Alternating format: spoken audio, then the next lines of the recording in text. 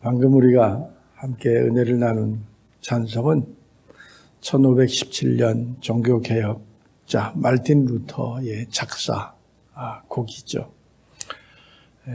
1500년을 이어온 가톨릭 교회의 그 교회적 어떤 그 범죄, 타락한 그 여러 제도에 대해서 기치를 내걸고 오직 믿음으로, 오직 성경으로, 오직 하나님의 영광, 그리고 하나님의 은총으로 우리가 구원을 받았다고 하는 그런 5가지 슬로건을 내걸고 그 독일 비텐베르그 대학 게시판에 95개 조항을 내걸므로써 종교개혁이 시작됐습니다. 그래서 이 루터 신부는 면직을 받고 그리고 엄청난 탄압을 받았죠. 그렇게 해서 태동된 것이 리포먼드 처치, 개혁교회. 그 말틴 루터의 종교개혁을 잔 칼빈이나 또는 찌빙글리나 이런 분들이 이어받아서 교회를 개혁한 그런 우리 개신교회, 프로테스탄트 처치가 마침내 탄생하게 된 것입니다. 절기에 맞는 찬양을 해준 가브리엘 찬양대 고맙습니다. 저는 이 종교개혁 감사주의를 맞아서 이 종교개혁의 기원을 오늘 본문 창세기 22장에서 한번 찾아보려고 본문을 정했습니다. 오늘 말씀은 우리가 너무나 잘 알고 있는 성경 이야기입니다. 아브라함의 이야기 전체에서 절정을 이루는 사건이 오늘 말씀에 기록되어 있습니다. 오늘 사건을 통해서 아브라함, 그의 믿음이 하나님께 인정을 받게 되고 심지어 세계의 그 현재 유대교, 기독교, 그리고 그 이슬람교 믿는 이 사람들의 공통의 조상이 되는 그런 근거가 되는 이야기입니다. 오늘 이야기는 참 아름다운 신앙의 이야기이지만 사실은 끔찍한 이야기예요. 그렇죠? 하나님이 아브라함에게 너로 큰 민족을 이루게 하시겠다고 하신 그 여호와 하나님 말씀을 믿고 고향을 떠나서 수십 년 객지 생활을 유랑하던 아브라함이 100세가 되어서 자기 생명보다도 소중한 아들, 그 아들을 하나님이 네 아들을 제물로 바쳐라 라고 하는 말씀을 주시죠. 그래서 그 이삭을 잡아 바치기로 되어 있었던 모리아산 그 산정에서 하나님은 아브라함의 아들 이삭을 제물로 바치게 하였습니다. 그러나 마지막 결정적인 순간에 너의 아들에게 손을 대지 마라. 그리고 나뭇가지에 걸쳐있는 숫양을 잡아서 예배드리게 했죠. 제 어려서의 기억 얘기를 한다면 주일학교 한 2, 3학년쯤 됐을 때 교회에서 목사님인지 선생님인지 기억은 안 나지만 그런 설교를 하는 거예요. 아브라함이 믿음의 조상이 될 때 아들을 바치려고 해서 그걸로 믿음의 조상이 됐다. 그래가지고 그 설교를 듣고 저도 옛날에 걱정을 많이 했어요. 우리 아버지도 신앙이 좋은 분인데 뭐 성가 지휘도 했었고 혹시 하나님이 우리 아버지한테 아들 바치라고 하면 나도 잡아서 바칠까 걱정을 해가지고 가끔씩 아버지 눈치를 봤던 그런 기억이 납니다. 그런 그 이야기를 성경 말씀을 대하면서 어떻게 하나님이 이렇게 비정한 하나님이실 수 있을까? 그런 생각도 했었습니다. 그리고 또 하나님의 인정을 받기 위해서 그 비정하게 아버지가 어떻게 아들을 제물로 드릴 수가 있을까 하는 그런 생각도 해봤고 여러 가지 생각을 많이 했습니다. 그런 부정적인 생각에도 불구하고 이 사건을 통해서 아브라함의 믿음이 증명이 됐다 하는 것, 그리고 또 하나는 하나님을 경외한다고 하는 것이 과연 무엇이고 어디까지일까 라는 생각을 하게 됐죠. 그리고 또 하나는 하나님께서 우리의 필요 모든 것을 준비해 주신다 하는 것을 우리는 여호와 일에 의해서 확인할 수가 있습니다. 모든 교훈이 다 중요하죠. 근데 나는 오늘 이 이야기 속에서 그 종교개혁 그리고 감사의 본래적인 의미가 뭔지를 함께 생각하면서 잠시 은혜를 나누려고 합니다. 이 이야기를 이해하려면 고대 사회에서, 지금 현재 문명사회가 아닌 고대 사회에서 인간이 신에게 드리는 제사의 그 형태를 우리는 알아볼 필요가 있어요. 고대 사회의 모든 종교는 인간 제사입니다. 문명 이전에 세계에서는 재앙이 굉장히 많았어요. 전쟁이 일어나면, 부족 간의 전쟁이 일어나면 그 부족들은 전부 다 몰살을 당하는 거죠. 또 자연재해가 일어나면, 홍수가 나면 뭐 어쩔 도리가 없는 거죠. 불과 우리나라도 그 수리조합이 생기기 전에는 천수답이었어요. 비가 오지 않으면 싸그리 벼가 말라 죽었죠. 그게 천수답의 한계였죠. 그래서 홍수가 난다거나, 홍수에 대한 대비책도 옛날에는 없었겠죠. 홍수가 난다거나, 가뭄이 난다거나, 전쟁이 난다거나, 그러면 수시로 다 죽는 거예요. 그래서 그런 그 재해의 원인을 어떻게 생각했느냐? 신의 노여움으로 생각한 거예요. 그래서 그들이 신에게 제사를 드릴 때는 어떻게 했냐? 자기 목숨이 제일 소중하잖아요. 자기 목숨 그 다음으로 소중한 게 뭐냐? 자기 자식인 거예요. 그래서 고대 사회의 어떤 그 흔적들을 보면 전부 인간 제사예요. 사람을 잡아서 그들의 신에게 제물로 드리는 거예요. 이게 보편적인 고대 사회에서 자기들의 신에게 드리는 제물의 형태였습니다. 레위기 18장 20절 말씀에 보면 당시의 고대인들의 그 풍습이 그대로 나타나 있어요. 하나님께서 모세를 통해서 주신 말씀에 보면 너는 결단코 자녀를 몰렉에게 주어서 불로 통과하게 말아서 내 하나님 여호와의 이름을 욕되게 하지 말라. 이게 하나님의 본래의 뜻이에요. 내가 택한 너희는 너희 자녀들을 불 가운데 지나게 하지 마라. 불 가운데 지나게 한다는 것은 불속 위에다가 제물로 던지는 것을 말하는 거예요. 이런 하나님께서 아브라함에게 실제로 이삭을 제물로 바쳐서 드리라고 하셨을까요? 그건 아니죠. 오늘 이 본문 말씀의 배경은 뭐냐면 당시에 아브라함 주변의 모든 사람들, 아브라함이 가나안 땅에 왔잖아요. 가나안 땅의 모든 부족들은 어린아이를 불에 태워가지고 제물로 바친 그런 풍습이 있는 사회였다 그 말이에요. 그래서 하나님은 아브라함에게 너의 아들을 저 모리아산에 가서 제물로 바쳐라 라고 시험을 시작하시는 겁니다.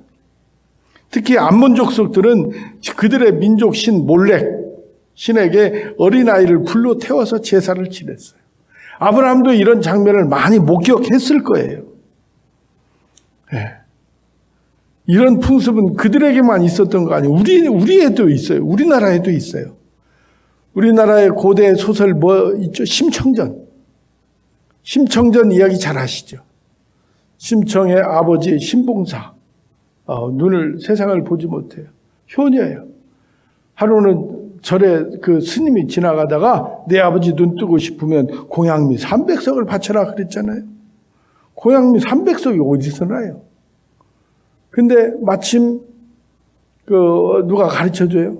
중국 상인들이 와서 공양 및 자기를 제물로 드리는 자에게는 300석을 준다고.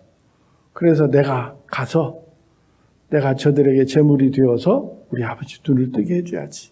300석을 받아서 절에 봉양을 하고 그 중국 상인들의 배를 타잖아요.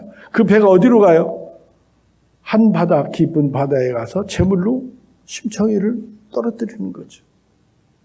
근데 그 심청이가 어떻게 됐어요?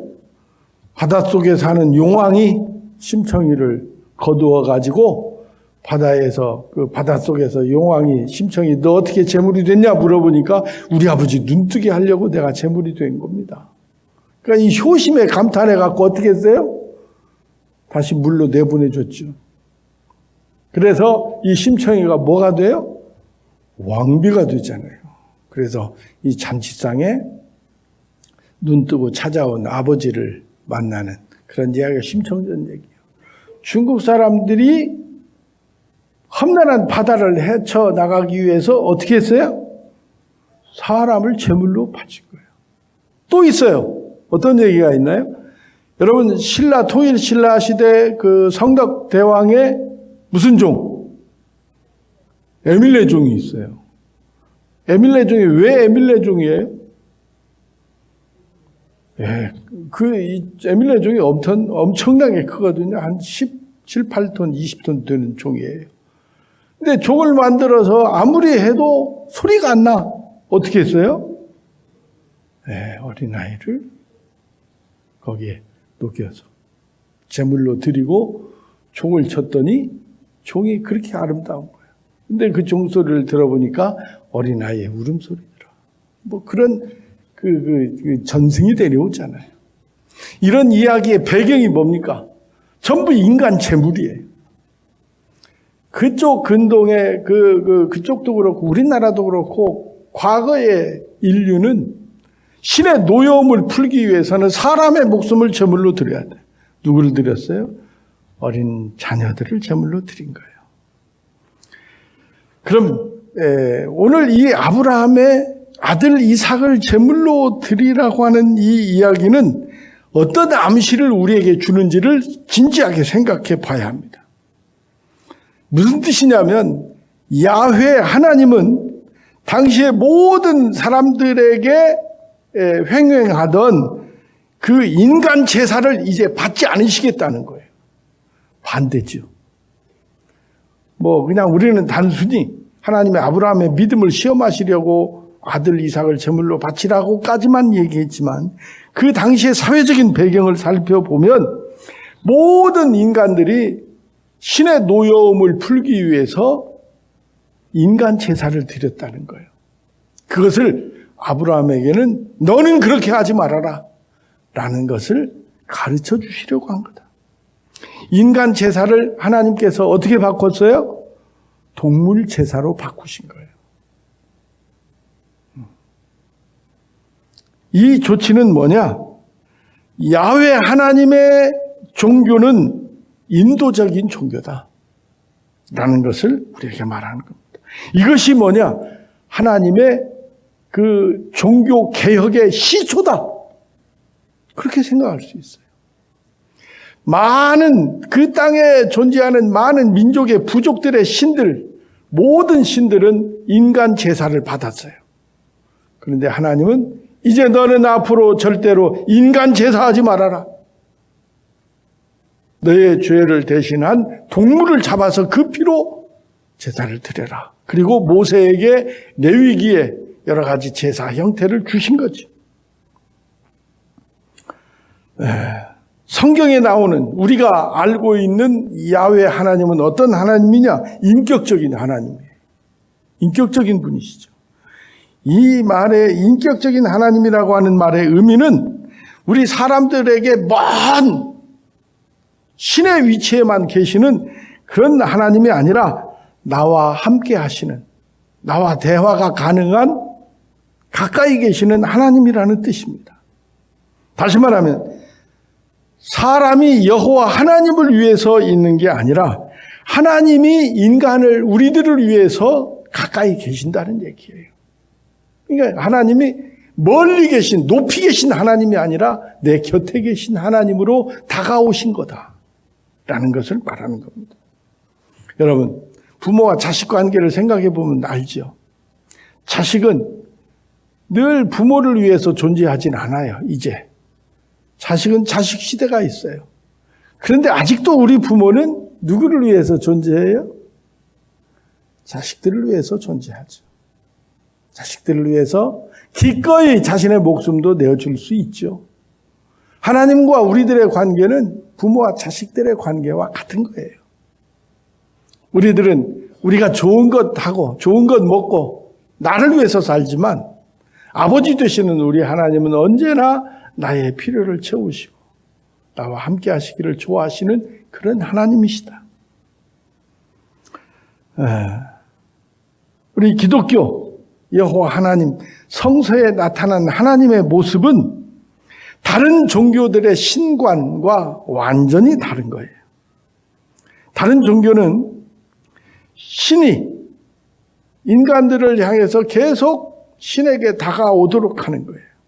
그런데 여호와 하나님은 하나님 자신이 끊임없이 누구에게로? 우리 사람들에게로 가까이 오시는 하나님이시다. 네. 그래서 성서에 나타난 하나님은 우리를 속박하고 우리의 재물을 원하시고 그 다른 타 종교에서 그 형이하학적인 그런 종교에서 말하는 속박하고 강요하는 그런 하나님이 아니라 우리에게 자유와 해방을 주시는 하나님이시다.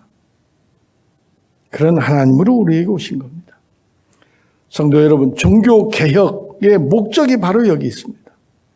하나님은 우리들에게 다가오시고 우리는 하나님께 다가갈 수 있도록 가까이 갈 수 있도록 하나님과 나 사이에 어떤 장애도 없이 어떤 조건도 없이 쉽게 하나님을 만날 수 있도록 교회의 제도를 바꾼 것, 이게 종교개혁이에요.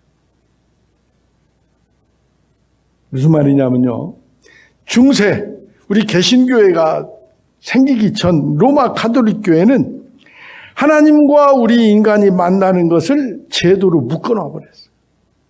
그래서 우리 성도들이 하나님 앞에 직접 나갈 수가 없었어요. 예를 들어서 중세 가톨릭 교회의 신도들은 손에 성경책이 없었습니다. 오직 그 신부 그 성직자가 들려주는 말씀만을 받을 수 있었어요.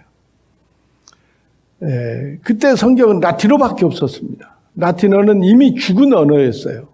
라틴어는 뭐 영어로, 불란서어로, 뭐 독일어로 뭐 다 이렇게 발전해 갔지만 라틴어는 사어, 즉 죽은 언어예요.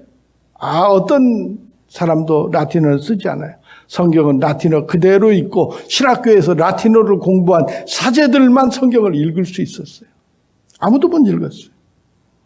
또 그래서 뭐가 있었어요? 하나님과 나를 가로막는 것, 면죄부. 면죄부는 뭡니까? 죽은 사람도 구원받을 수 있다는 거예요. 그 목적이 무엇이에요? 엄청나게 큰 베드로 성당을 짓기 위한 돈이 필요했던 거죠. 그래서 그런 제도를 만들었습니다. 또 하나 불편한 제도가 뭐가 있어요? 마리아를 통해서 드리는 기도. 그것도 잘못된 거죠. 성모 마리아 참 훌륭하지만 그러나 성모 마리아님을 통해서 기도하는 건 이건 잘못된 거잖아요. 하나님과 나 사이를 가로막는 여러 가지 불편한 것들이 많이 있었는데 말틴 루터는 이 모든 것들을 다 없애버린 거예요. 여러분, 개혁, 종교 개혁이라고 하죠. 개혁. 오늘 새벽에도 잠시 얘기했습니다만 고칠 개자 가죽 피혁 혁자입니다. 뭘 고쳐요? 가죽을 고치는 거예요. 가죽을 고친다는 것은 더 깊은 의미는 나의 피부를 고친다는 것과 마찬가지. 바꾸는 거예요. 개혁이라는 것은 진리를 방해하는 벽을 없애는 거예요. 진리를 향해 나아가는데 걸림돌을 제거하는 게 개혁이에요. 그래서 우리 사람은 끊임없이 개혁해 나가고 있죠. 우리나라 정부, 사회 개혁에 대한 얘기 많이 합니다. 진정한 개혁이 뭐냐? 정부와 국민이 서로 순수하게 만나게 하는 게 개혁이에요. 종교 개혁이 뭐냐? 그럼 종교 개혁도 하나님과 내가 순수하게 만날 수 있는 거예요. 하나님은 우리를 향해서 자유롭게 다가오시고 우리는 하나님을 향해서 자유롭게 다가갈 수 있다면 이것이야말로 꼭 필요한 우리 교회의 제도가 아니겠습니까? 이것을 방해하는 어떤 제도도 다 필요 없는 거죠. 예수님이 이 땅에 오신 목적이 뭐예요? 우리 죄가 우리를 가로막아서 우리가 하나님 앞에 직접 나갈 수 없었잖아요. 그것을 예수님께서 십자가의 죽으심으로 내 죄를 대속하시고 우리가 하나님께 직접 나갈 수 있게 됐어요. 히브리서 말씀 보면 알잖아요. 성소와 지성소를 가로막았던 휘장이 예수님이 십자가에 숨을 거두시는 그 순간에 가로로 완전히 찢어져 버렸어요. 무슨 뜻입니까? 우리 모든 사람이 하나님께 직접 나갈 수 있게 되었다는 것을 의미하는 거죠. 다시 말하면 종교 개혁자들은 이 자유로운 길을 하나님은 우리에게 은혜로, 은총으로 우리에게 다가오시고 우리는 하나님께 오직 믿음으로 예수 그리스도 나의 주님이시라고 하는 그 믿음으로 하나님께 나갈 수 있게 된 거예요. 그래서 종교개혁의 기체가 솔라 피데, 오직 믿음으로, 오직 하나님의 영광으로, 하나님의 은총으로 하나님이 우리에게 다가오시고 오직 믿음으로 우리가 하나님께 거침없이 나갈 수 있게 되었다. 이게 종교개혁인 거예요. 여러분, 신앙에는 값이 없는 거예요. 근데 중세교회는 값을 매겼습니다. 노골적으로 매길 수 없으니까 선행이라는 이름으로 면죄부를 파는 거예요. 성 베드로 성당을 짓기 위해서 엄청난 돈이 필요했죠. 저는 그 베드로 성당, 이탈리아 로마의 베드로 성당, 그 웅장함을 사진으로만, 화면으로만 봤지 직접은 보지 못했어요. 엄청나죠. 종교 개혁자들은 이 조건을 매기는 그 신앙에 목숨 걸고 저항하고 반대한 거예요. 우리 하나님은 은총의 하나님이에요. 은혜의 하나님. 값없이 은혜로 우리에게 이 길을 열어주셨어요. 만약 오늘날 우리 개신교 개혁교회가 헌금이나 어떤 다른 것들로 신앙의 값을 매긴다거나 또 그런 것들을 강요한다면 우리 개혁교회는 개혁교회가 아니라 개혁되어야 할 교회가 되는 거예요. 종교개혁 이후 507년이 지났는데 지금 우리 개신교회는 개혁되어야 할 교회가 되어버리고 말았습니다. 그 원인이 어디에 있다고 생각하세요? 나한테 있습니다. 인간을 향해 다가오시는 하나님.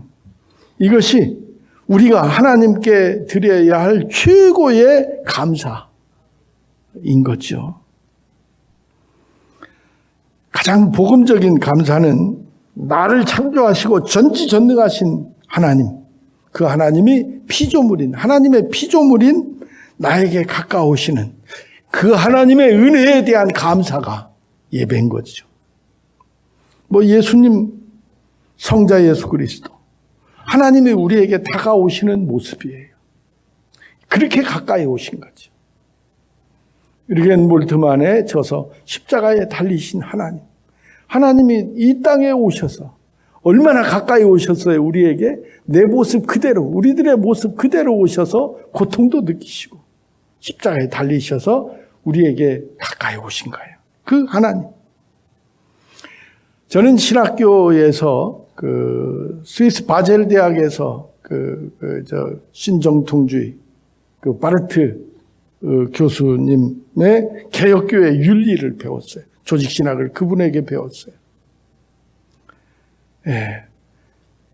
개혁교회의 윤리는 뭐냐? 이 하나님의 은혜에 감사하는 윤리. 로마서 12장 이후에 나오는 그 윤리를 말하고 있습니다. 그래서 우리가 하나님께 감사 예물을 드린다면 그것은 재물이 아니에요. 내 소원을 이루기 위한 재물로서의 헌금이 아닙니다. 그럼 뭐냐? 재물은 나의 속죄를 전제로 드리는 것이 재물이지만 헌금은 하나님의 은혜에 대한 무조건적인 감사다. 헌금은 감사로 드리는 거예요. 나 같은 것을 구원해 주신 그 은혜에 감사합니다. 이런 신앙의 유산을 우리가 종교개혁에 선물로 받은 거예요. 이런 신앙의 유산을 받고 500년을 살아온 우리 개신교회 성도들은 진지하게 생각할 게 있습니다. 뭐냐? 오늘 이 시대, 우리가 살고 있는 이 시대는 지금 우리 성도들은 어디로 가고 있는가? 어떤 길을 가고 있는가? 진지하게 생각해 봐야 합니다. 요즘 교회 지탄받는 일들이 많이 생깁니다. 무슨 얘기입니까? 종교개혁이 다시 한번 필요한 시대를 우리가 살고 있다. 1517년 종교개혁 문예붕 르네상스와 함께 종교개혁이 시작됐죠. 종교개혁 이후 세계의 과학 그리고 기술 엄청나게 발전했습니다. 그런데 우리 사람들의 영성은 더 후퇴했어요. 사람들은 그 이후로 이성의 노예가 됐습니다. 이성적이지 않은 것은 받아들이지 않아요. 과학의 맹신자가 됐습니다.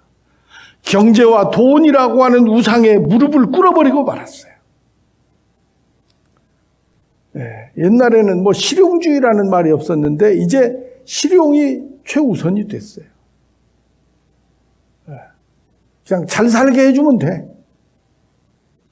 윤리, 도덕 이런 거 필요 없어요. 다 뒤로 물러났어요. 실용이 최우선이 됐어요. 이게 우리 시대상입니다. 인간에게 자유를 주던 이성과 그런 풍요로움은 지금은 우리를 속박하고 있어요. 중세교회가 인간의 이성을 억눌러 버렸던 것처럼 오늘의 이성은 우리의 영성을 억누르고 있는 겁니다. 여러분, 지금의 종교개혁, 하나님에게로의 유턴, 하나님께로 돌아갈 유턴이 우리에게 필요해요. 이거는 회개죠. 우리의 진실한 회개가 필요합니다. 현대를 살아가는 우리들은 우리 인간의 자유를 만끽하기 위해서 하나님을 버린 거나 마찬가지예요.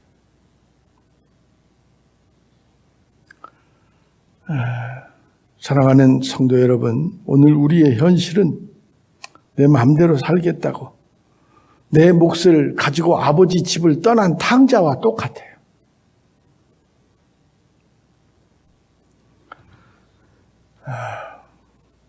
어떻게 해야 되겠습니까? 아버지께로 돌아가야죠. 내 어리석음을 깨닫고 회개하면서 아버지 집으로 다시 돌아가야죠. 여러분, 진정한 종교개혁의 정신이 뭘까요? 종교개혁의 5대 정신이 뭐냐면 아까도 얘기했습니다. 오직 성경. 왜 오직 성경이라는 말이 나온 줄 아세요? 성경을 교회 회의에서 뺄 거 빼고 넣을 거 넣었어요. 그게 400년대 칼케돈 회의에서 결정된 겁니다. 그러니까 성경을 신구약 66권, 이제 그때 당시에 외경도 있고 위경도 있고 여러 가지가 있었는데 뺄 거 빼고 넣을 거 넣었어요. 그러니까 성경보다 더 권위가 있는 게 뭐냐? 교회 회의예요. 교회 회의의 수장은 누구냐? 교황이에요. 교황의 권위가 성경보다도 더 높았던 거예요. 그것을 말틴 루터는 오직 성경 말씀으로, 성경으로 돌아가자 했습니다. 그게 첫 번째 슬로건이에요. 그 다음에 오직 믿음으로 솔라 피데. 오직 믿음으로 우리는 구원받는다. 선행으로는 구원받을 사람이 없다. 이게 종교개혁의 두 번째 원리예요. 세 번째 원리는 오직 은혜, 솔라 그라티아. 우리는 하나님의 은혜로 사는 백성들이다. 솔라 그라티아. 그리고 솔라 그리스도스. 오직 그리스도, 오직 예수 그리스도. 그분이 우리의 주님이시고 그분을 통해서 우리가 하나님께로 나갈 수 있다. 그리고 마지막으로 뭐냐? 솔라 데오 글로리아라는 말입니다. 오직 하나님께 영광 돌리자. 누구도 하나님이 받으실 영광을 받을 자격은 없다. 교황도 뭣도 다 우리가 하나님께 나가는 것을 돕는 성직자일 뿐이다 하는 것이 종교개혁의 모토입니다. 오늘 말씀을 마치겠습니다. 사랑하는 성도 여러분, 종교개혁주의를 맞아서 이 땅에 존재하는 모든 우리 개혁교회가 다시 바른 신앙을 정립하고 우리 신앙도 순수한 영성을 회복하는 신앙으로 거듭나는 그런 계기가 될 수 있기를 주의 이름으로 축원합니다.